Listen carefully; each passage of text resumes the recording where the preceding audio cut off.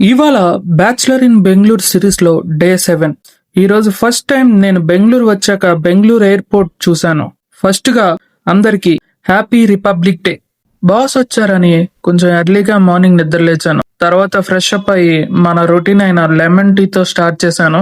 బయట నుంచి boss tiffin order పెట్టారు, తినేశాను.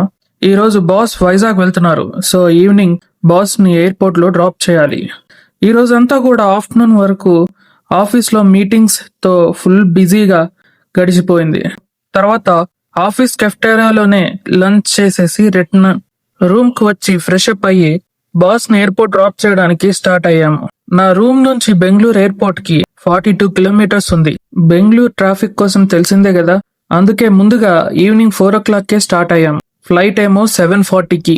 నియర్లీ 3.5 hours ఎర్లీగా స్టార్ట్ అయ్యాం. 2 టెర్మినల్స్ ఉన్న ఎయిర్పోర్ట్ ని చూడడం ఇదే ఫస్ట్ టైం నా లైఫ్ లో.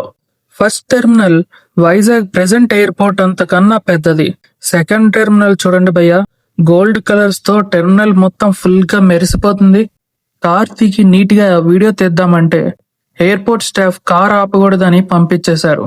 రిస్క్ ఎందుకులే అని మేము కూడా బాస్ ని ఎయిర్పోర్ట్ లో డ్రాప్ చేసేసి రిటర్న్ రూమ్ కి స్టార్ట్ అయిపోయాం.